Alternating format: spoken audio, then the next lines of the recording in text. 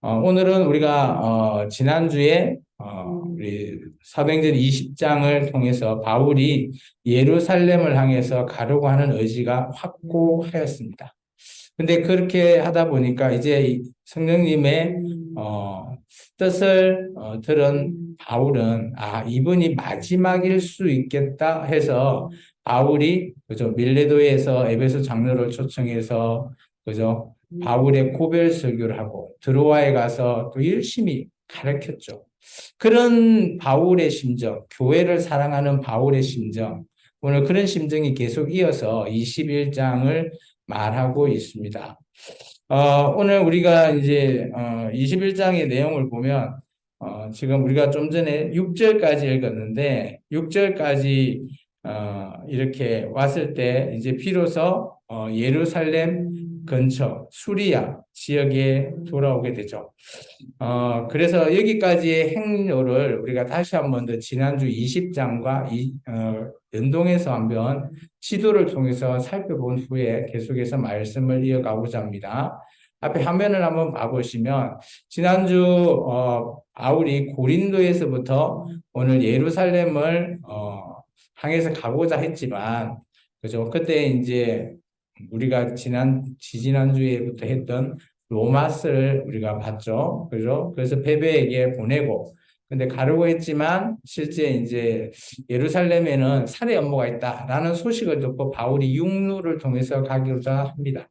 고린도를 통해서 데살로니가, 베레와, 그리고 빌립보까지 가서, 빌립보에서 이제 배를 타고 드로아를 가죠. 이제 드로아에서 집회를 하고 되고요. 그때 이제 유두고라고 하는 청년이 떨어져 죽었지만 또 살아나는 그런 또 기적도 보게 되었고, 그리고 나서 드로아에서 아소까지 바울은 걸어가고, 아소에서부터 이제 시작해서 바울이 밀레도까지 배를 타고 가게 되죠. 밀레도에 도착해서 바울은 에베소에 있는 장로들을 초청해서 고별 설교를 하게 됩니다. 근데 이때 서로 간에 이 설교가 끝난 후에 부둥켜 안고 울고 이번이 마지막이겠구나 그렇게 다 생각을 하였죠.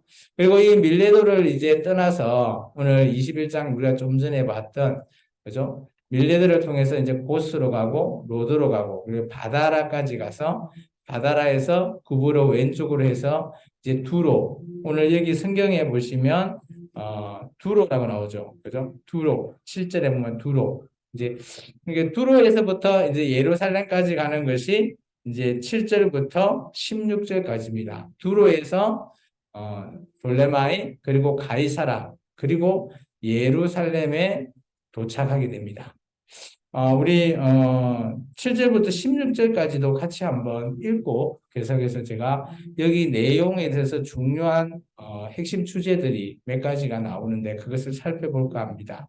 우리 7절부터 16절도 같이 읽겠습니다. 두로를 떠나 항해를 다 마치고 돌레마이에 이르러 형제들에게 안부를 묻고 그들과 함께 하루를 있다가 이튿날 떠나 가이사라에 이르러 7 집사 중 하나인 전도자 빌립의 집에 들어가서 머무니라.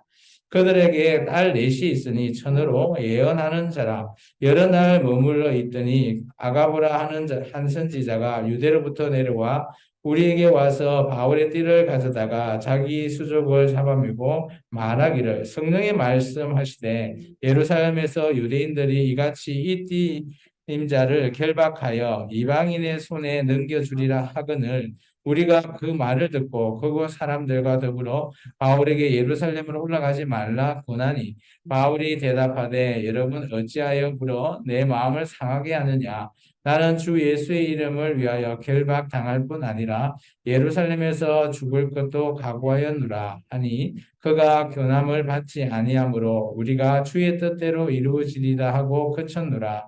이 여러 날 후에 여장을 꾸려 예루살렘으로 올라갈새 가이사라의 몇 제자와 함께 가며 한 오랜 제자 구브로 사람 나손을 데리고 가니 이는 우리가 그의 집에 머물러라 함이라. 아멘. 오늘 말씀을 보면 이제 바울이 이제 결국 이제 예루살렘에 이제 도착하게 되죠. 근데 이제 이 예루살렘에 도착을 했을 때 바울은 목적이 있습니다. 첫 번째 목적은 뭔가 하면 기존에 바울이 그죠 고린도 교회뿐만 아니라 저 마게도나 교회 이들이 했던 연보를 가지고 이제 예루살렘 교회에 주기 위해서 가는 게 지금 가장 첫 번째 목적입니다. 그런데 여기 때 바울이 지난 시간에 20장에 봤을 때 성령님이 자기에게 얘기했죠. 예루살렘에 가면 환난도 있고 결박도 있고 그렇게 될 것이라는 것을 미리 가르쳐 주셨어요. 그래도 바울은 알고 있지만 오늘 결단코 이 가는 길을 내가 포기하지 않겠다. 근데 물론 이 당시에 연보 전달자는 바울뿐만 아니라 좀 더 많은 사람들이 등장합니다. 이제 그런 사람 편에 붙일 수도 있지만 굳이 바울이 이 예루살렘 행을 고집한 이유는 그죠? 바울의 결단인 것 같아요. 그리고 예루살렘 교회를 그만큼 사랑한다라는 증거라고 저는 생각합니다. 그런데 여기에 이제 성령님의 뜻이라고 하면 우리가 바울과 정반대의 성령님의 뜻이 전해져 있습니다. 그래서 혹여나 우리가 성령의 감동이다라는 표현을 우리가 많이 쓰죠. 성령님이 감동했다라고 하면 그것이 100% 옳다? 물론 믿습니다. 맞다고 봅니다. 그런데 그 반대편에 있는 사람은 정반대의 내용이 또 성령님의 뜻이다라고 하면 어떻게 할까요? 두 가지 뜻이 비교가 되잖아요. 그렇기 때문에 우리는 좀 혼란스럽다라는 거죠. 그러면 누가 맞냐? 우리는 옳고 그름을 따진다라는 거죠. 근데 저는 여러분에게 이렇게 제안하고 싶습니다. 성령님이 뭐 각 여러 사람에게 성령님의 감동하심, 뜻하심이 전달되는데 그것이 비록 정반대의 선택을 할지라도 그것이 저는 성령님의 뜻이다라고 말하고 싶어요. 그 말은 뭔가 하면 성령님의 뜻은 그죠? 각 사람에게 전해졌는데 그게 우리가 보기에 다르다고 이것은 틀려라고 생각하면 안 된다는 거죠. 이게 성령님의 뜻은 다를 수 있다라는 겁니다. 그것을 인정한다면 오늘 우리가 6절까지 읽었던 내용은 어려운 내용이 하나도 없어요. 근데 16절의 내용에 보면 바울의 순수한 뜻과 그죠? 성령님의 뜻과 그리고 각 사람들 한번 보시면 4절에 보시면 그죠? 바울이 이제 두로에 왔을 때 그죠? 그때 성령님이 감동돼서 어때요? 제자들이 바울 보고 예루살렘에 가지 말라 하죠. 그러면 바울의 생각과 정반대 내용을 얘기하는 거거든요.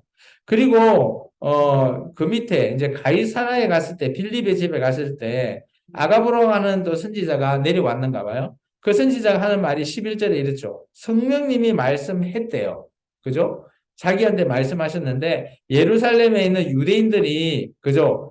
그 띠 하나를 보여주면 이거로 결박할 거다. 누구를? 바울을. 그래서 그죠? 이방인의 손에 넘겨준다. 이 말이 그거거든요. 환란이 있을 거라는 거죠. 그 얘기를 들었던 12절에 보면 우리라는 표현이 있죠. 여기 우리는 바울의 일행을 얘기합니다. 이게 누가를 포함한 뭐 몇 명인지 알 수 없지만 다수의 인원들이 어때죠? 그 아가보의 얘기를 듣고 오늘 뭐라고 얘기하죠? 12절에 예루살렘에 올라가지 마십시오, 선생님이라고 말하죠. 그러면 성령님의 뜻이 그죠?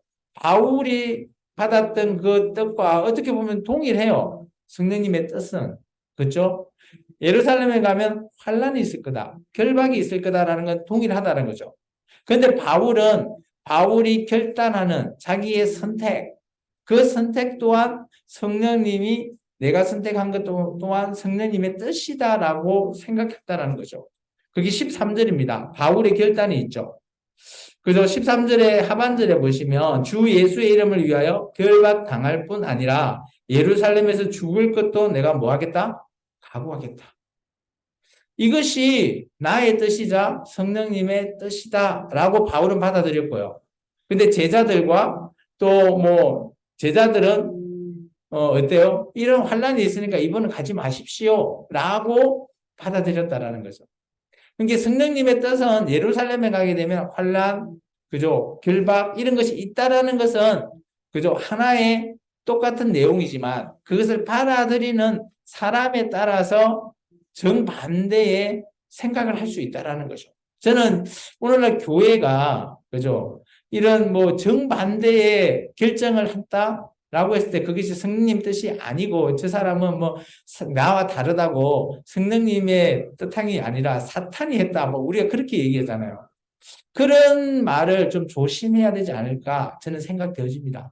오늘 제자들과 바울이 뜻이 다르다고 오늘 한국 교회가 생각하는 식의 표현을 하자면 그죠? 바울이 성령님의 뜻이라면 사탄이 얘기한 것은 제자들의 뜻인가요? 그건 아니잖아요. 그렇기 때문에 저는 한국 교회가 너무 좀 경솔하게 말하고 있지 않나. 나와 다르다고 그 사람은 사탄이 들어가. 뭐 사탄이야. 뭐 이렇게 얘기하는 언어 자체를 조금 안 썼으면 좋겠어요. 그래서 이런 것이 그래서 오늘 14절에 바울과 제자들이 하나의 마음을 가지죠. 저는 여기 줄을 끊으면 좋겠어요. 그죠? 14절 하반절에 주의 뜻대로 이루어지리라. 이게 성령님이 가르쳐 줬을 때 내가 선택하는 거 있잖아요. 그 선택이 뭐 나중에 끝났을 때 결과가 좋든 나쁘든 간에 이것은 주님의 뜻대로 이루어지기를 원한다라는 거예요. 그게 중요하다라고 저는 보여져요.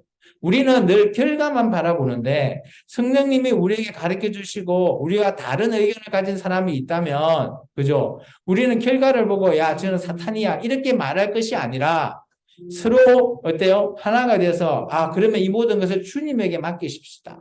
주님의 뜻대로 이루어지게 해달라라고 같이 격려하고 응원이 더 필요하다라고 저는 보여져요.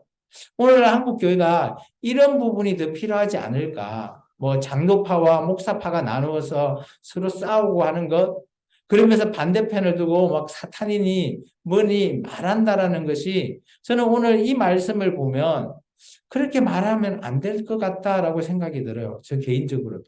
그래서 우리가 말을 할 때 참 좀 조심해야 되는 것들이 있지 않나라고 보여집니다. 그래서 오늘 여기까지 해서 바울은 예루살렘에 도착했어요. 우여곡절 끝에. 그래서 바울이 예루살렘에 도착해서 가장 먼저 뭘 할까요? 아까 제가 얘기했죠. 바울이 예루살렘에 도착하는 가장 첫 번째 목적이 뭐라고요? 연보 전달이잖아요. 이제 그것을 어디에요? 예루살렘 교회에 하게 됩니다. 그게 17절부터 26절까지입니다. 같이 한번 읽어보겠습니다.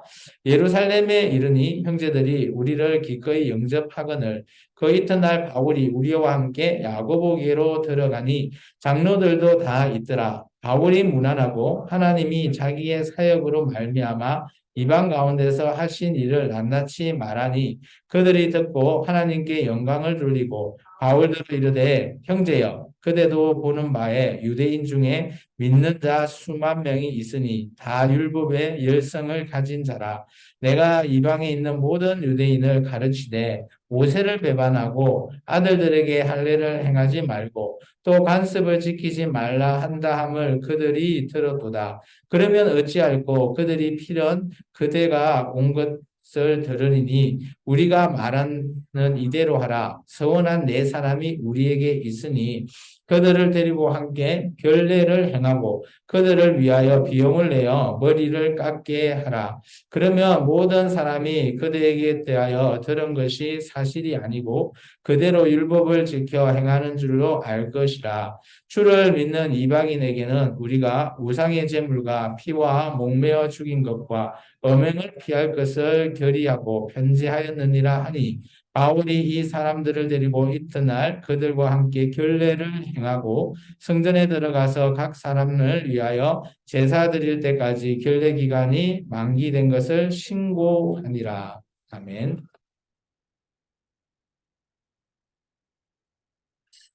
가장 먼저 바울이 그죠? 17절에 보면 예루살렘에 이르렀다는 것은 예루살렘 교회에 갔다라는 거죠. 형제는 말 그대로 교회를 얘기합니다. 예루살렘 교회. 그 예루살렘 교회가 바울을 영접을 했죠. 물론 이제 연보를 이제 전달했을 겁니다. 그런데 오늘 이점에서 바울에 대한 소문이 좋지 않다라는 거죠. 바울은 전혀 그렇게 하지 않았는데 요즘 같으면 이런 거죠. 가짜뉴스. 가짜뉴스가 예루살렘 교회에 퍼져 있다라는 거예요. 그런 말미암아 바울에 대한 인식이 좋은 사람이 아니라 나쁜 사람으로 여겨져 있다라는 겁니다. 소문이.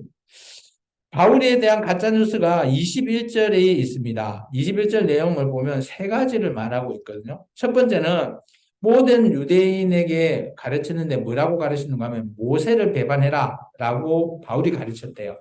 두 번째, 그 아들들에게 유대인들은 당연히 할례해야 되죠. 그죠?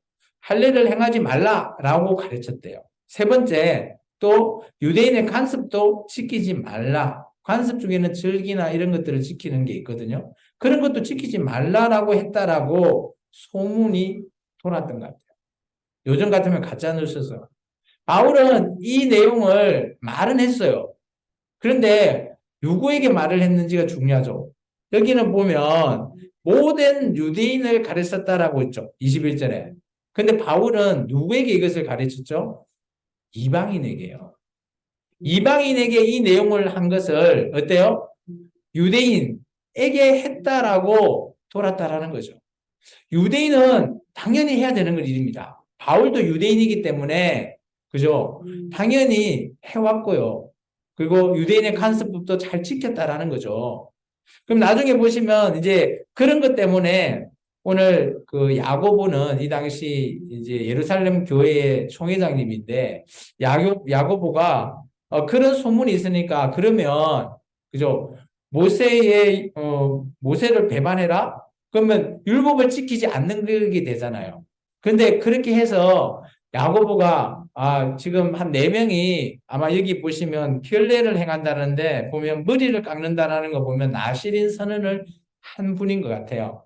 그분들이 나중에 결례를 행할 때 돈을 좀 비용을 내어서 당신이 좀 내어서 그것을 좀 하면 당연히 바울도 그죠? 율법대로 율법을 잘 지킨다라고 말할 거다. 이렇게 좀 하십시오라고 예루살렘 교회가 방법을 제시하였습니다. 근데 바울은 어떻게 했죠? 26절에 보면 그대로 좋다라고 말하고 그대로 했어요.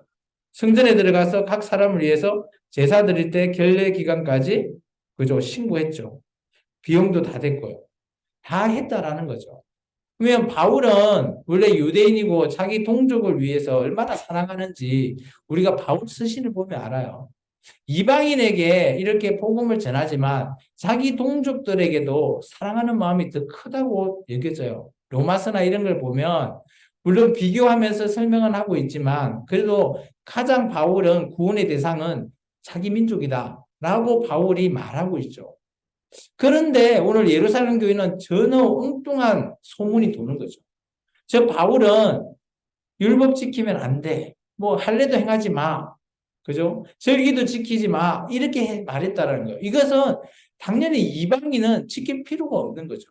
그러면 이것을 누가 이렇게 소문을 퍼뜨렸나라는 걸 보면 할례파일 것이다라고 보통 추정을 합니다. 왜냐하면 바울이 개척한 교회마다 할례파의 사람들이 들어가서 이렇게 이방인도 할례받아야 구원이 있다. 이런 형태의 율법을 선포했다라는 거죠. 그거에 대한 약간의 추정되는 근거의 말씀이 20절인 것 같아요. 20절에 보면, 그죠? 유대인 중에 믿는 자가 수만 명이고, 다 율법의 열성이라 하잖아요. 이게 율법의 열성인 자를 할례파라라고 하거든요. 이게 이 사람들이 각각 바울이 개척한 교회에 가서 이렇게 말했을 거예요. 그때마다 바울은 아니다, 지킬 필요 없다라고 하니까 아마 예루살렘 교회에 이렇게 안 좋은 소문이 퍼진 것 같아요. 이런 걸로 말미암아서 그죠? 예루살렘 교회에 있는 사람은 그나마 어느 정도 괜찮은 것 같은데 이게 이 당시 기독교인 예수를 믿는 자와 그리고 예루살렘에 가면 알 그대로 예수를 믿지 않는 유대인들이 있잖아요. 그죠? 그런 유대인들에게도 아마 바울의 이런 행위는 그죠? 자기 민족이니까 당연히 해야 되는데 그렇게 하지 말라고 하니까 유대인 보기에도 바울의 행위가 나쁜 자로 찍혀 있는 거예요. 그러다 보니까 바울이 예루살렘에 가서 성령님이 말한 결박과 환란 그것을 당하게 됩니다. 그것이 바로 27절이죠. 선교 보고가 끝난 이후의 사건입니다. 한번 같이 읽어볼까요? 27절부터 끝절까지 읽겠습니다.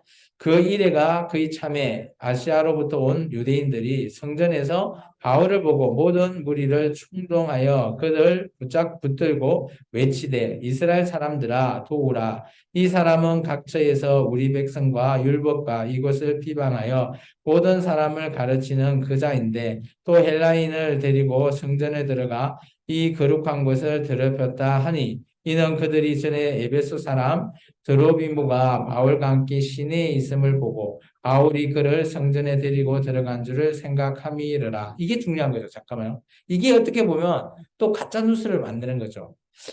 에베소에 있는 드로비모라고 하는 사람은 이방인이었을 거예요. 근데 그게 바울이 그 당시 예루살렘 시내에 같이 있는 걸 보고 추측했겠죠. 그죠?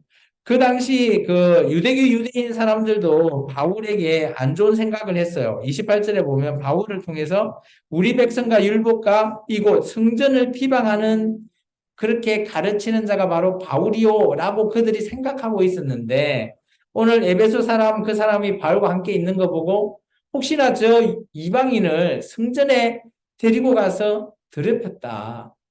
그죠? 이방인은 성전에 못 들어갑니다. 물론 성전의 앞에 이방인의 뜰, 여인의 뜰까지는 가능하지만 제사를 드리는 이스라엘 뜰까지는 들어가지 못해요. 그런데 이들이 지금 말하고 있는 이 성전은 이스라엘 뜰을 가리키는 거죠. 제사를 드릴 수 있는 곳. 근데 그까지 들어갔다고 그들이 생각하고 비방한 거예요. 이제 그렇게 되다 보니까 그곳에 있는 많은 유대인들에게 이 소식을 전했겠죠. 그러면 바울이 어떻게 될까요? 뭐 잡혀서 뭐 맞아 죽겠죠. 이제 그것의 내용이 30절입니다. 같이 읽겠습니다. 온 성이 소동하여 백성이 달려와 모여 바울을 잡아 성전 밖으로 끌고 나가니 문들이 곧 닫히더라. 그들이 그를 죽이려 할 때에 온 예루살렘이 요란하다는 소문이 군대의 천부장에게 들리매 그가 급히 군인들과 백부장들을 거느리고 달려 내려가서 그들이 천부장과 군인들을 보고 바울 치기를 그치는지라. 잠깐만요. 이러면 이때까지 바울이 어때요? 계속 맞고 있는 거죠. 이게 천부장이 왔을 때 바울이 맞는 것이 그치니까 그 전에 얼마나 맞았는지 알 수는 없죠. 계속해서요. 33절입니다. 이에 천부장이 가까이 가서 바울을 잡아 두 쇠사슬로 결박하라 명하고 그가 누구며 그가 무슨 일을 하였느냐 물으니 잠깐만 여기 이제 결박이 있죠. 성령님이 가르쳐 주신 거기 예루살렘에 가면 결박 당할 것이다 라는 내용이 드디어 그대로 나온 거죠. 이게 성령님이 미리 이렇게 가르쳐 주셨지만 바울은 이것을 알고 간 거죠. 바울의 결단. 그런 것을 우리가 좀 볼 수 있습니다. 계속해서요. 34절입니다. 무리 가운데서 어떤 이는 이런 말로 어떤 이는 저런 말로 소리치거늘 천부장이 소동으로 말미암아 진상을 알 수 없어 그를 영내로 데려가라 명하니라. 바울이 청대에 이를 때에 무리의 폭행으로 말미암아 군사들에게 들려가니 이는 백성의 무리가 그를 없이하고자 외치며 따라가미르라. 바울을 데리고 영내로 데려가라 할 때 그때 바울이 천부장에게 이르되 내가 당신에게 말할 수 있느냐 이르되 내가 헬라 말을 아느냐 그러면 내가 이전에 소요를 일으켜 자객 4,000명을 거느리고 광야로 가던 애굽인이 아니냐 바울이 이르되 나는 유대인이라 소비 아닌 길리기아 다소시의 시민이니 청컨대 백성에게 말하기를 허락하라 하니 천부장이 허락하거늘 바울이 청대 위에 서서 백성에게 손짓하며 매우 조용히 한 후 히브리 말로 말하니라. 아멘. 저는 이 37절부터는 뒤에 22장 1절로 가야 된다라고 저는 생각합니다. 왜냐 이게 이어져 있죠. 이제 바울이 연설을 합니다. 그들 자기를 쳤던 유대인들에게 바울이 왜 내가 여기에 왔고 내가 왜 예수를 뭐 이렇게 만났는지 이런 내용에 대한 모든 것들을 그죠 어떻게 보면 정언이죠 그죠 뭐 재판 여기 뭐 잡아가고 이런 걸 보면 이제 재판이라고 보면 재판장 앞에서 말할 수 있는 기회를 받아서 전하는 그 말이 22장인데 그러면 오늘 우리가 36절까지만 본다라고 봤을 때 바울은 어떻게 보면 예루살렘 교회에서도 이 악성 루머 뉴스가 바울을 그죠 나쁜 사람으로 얘기하고 있고 또 그나마 예루살렘 같은 경우는 유대인들도 많이 있거든요. 그리고 이전에 바울이 사내들인 공회원이고, 그리고 그들과 같이 함께 했던 자기 때문에 당연히 바울을 잘 알 겁니다. 그러다 보니까 바울에 대한 악성 루머가, 그죠? 예루살렘 교회뿐만 아니라 아마 유대교 전체에게까지 이 소식이 전해진 걸로 그렇게 생각되어져요. 그러다 보니까 바울이 오니까 무조건 잡아 죽이려고 하죠. 그리고 돌로 치죠. 죽이려고 하는 그런, 혹시 그 기억나나요? 우리 사도행전을 보면 5장인가요? 스데반 집사 할 때 누가 쳤죠? 바울이잖아요, 주동자가. 오늘 그런 바울이 오늘 그 유대인들에게 돌 맞고 있어요. 참, 그러면서 바울이 죽을 것을 각오하고 온 이유, 그것을 이제 22장에 설명합니다. 이게 바울은 첫 번째는 목적은 연보 전달이고요. 두 번째는 예수님의 복음 전파입니다. 그래서 오늘 이제 물론 21장과 22장을 이어서 해야 되지만 우리가 시간이 좀 말씀이 기니까 다음 시간에 알아보고요. 오늘 21장을 좀 정리하자면 저는 이제 이렇게 한번 정리해 보고자 합니다. 바울이 오늘 많은 그 환난, 고난 뭐 이런 것들도 뭐 있을 거라고 성령님이 말하셨죠. 아까 제가 좀 얘기했던 성령님의 감동, 성령님의 뜻, 이것은 어떻게 보면 우리가 생각해야 될 것은 아니라고 저는 봅니다. 우리가 남과 비교해야 될 것도 아니고요. 다르다라는 걸 우리가 인정해야 되는 것들이 맞지 않겠나라고 저는 생각됩니다. 예. 그럼 이들이 바울이 그죠? 그게 이제 개인의 선택이 아니냐라고 말할 수도 있겠죠. 그렇지만 그것 또한 성령님의 뜻으로 저는 생각되어집니다. 그래서 제가 예, 그게 개인의 욕심이 아니냐, 뭐 그럴 수도 있어요. 다 가르쳤는데 인간이 결정을 했는데 그게 완전히 성령님의 뜻에서 벗어나지 않으면 인간을 사랑하시기 때문에 하나님도 그대로 그냥 내버려 두십니다. 그렇죠. 주님의 뜻대로 이루어지게 해달라라고 했던 그들 그 기도처럼 저도 그렇게 봅니다. 예, 저는 이제 중요한 것은 성령님은 우리식으로 얘기하면 팩트를 우리에게 말해 주십니다. 근데 그 팩트를 들은 우리가 그것을 어떻게 선택할 것인가, 이것 또한 이것까지가 저는 성령님의 감동하심, 뜻하심이라고 저는 생각되어져요. 우리의 선택까지도. 내가 이 A라는 선택을 할 수도 있고 예루살렘에 가지 않는 B라는 선택도 할 수 있다는 거죠. 어떻든 간에 성령님은 그 우리가 선택한 것까지도 이렇게 보면 우리의 선택까지도 성령님의 뜻이다라고 저는 받아들여야 된다라고 보여져요.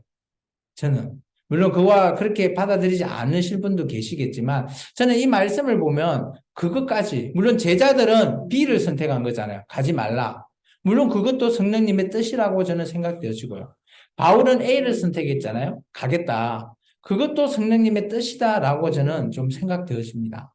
그런 의미에서 저는 우리가 택하는 사소한 선택이라도 이것이 성령님의 감동, 성령님의 뜻하심이 아닐까 생각해서 제가 1번을 제시합니다. 1번의 내용을 한번 같이 읽어볼까요? 시작. 성령의 감동, 뜻하심에는 우리의 선택도 있다. 이게 우리가 선택하는 게 그냥 나의 생각, 나의 욕심, 나의 개인적인 선택 아닐 수 있다라고 저는 생각되어요. 그래서 우리의 선택까지도 포함되는 거 아닐까? 저는 그렇게 바라봤습니다. 두 번째는 바울에 대한 가짜뉴스가 오해를 낳게 되고 바울을 그저 나쁘게 인식하게 되어버렸죠. 참 이것은 있으면 안 되죠. 물론 이 당시는 그 유대교 유대인도 바울을 싫어했고 예루살렘 교회에도 물론 자기의 연보를 주니까 나쁘게 생각하지는 않겠지만 그때 그런 소문을 듣다 보니까 인식이 안 좋아요. 이게 교회도 마찬가지로 저는 봅니다. 교회 공동체 내에서도 이런 가짜 뉴스가 어떻게 보면 우리에게 오해를 낳고 우리를 나쁘게 또 아시는 성도님들끼리 또 나쁘게 오해를 통한 그런 뉴스를 통한 그런 것이 없어야 되지 않을까. 그렇다면 이런 가짜 뉴스도 흔들리지 않는 교회 공동체가 되어야 된다라고 저는 생각되어져요. 이거에 대한 방법은 여러 가지가 있겠죠. 그죠? 근데 가장 중요한 거는 이런 가짜 뉴스가 안 만들어지는 게 가장 좋은 그런 방법인데, 어쨌든 간에 저는 이런 가짜 뉴스가 교회에는 물론 뭐 없을 수는 없겠지만, 그래도 최소화, 그리고 또 그런 오해가 있다면 풀릴 수 있게끔 해결하는 것, 그것 자체도 교회 공동체가 해 나가야 될 일이지 않겠나. 바울은 그런 걸 다 알고 있으면서도 죽음까지도 각오했다라고 얘기했잖아요.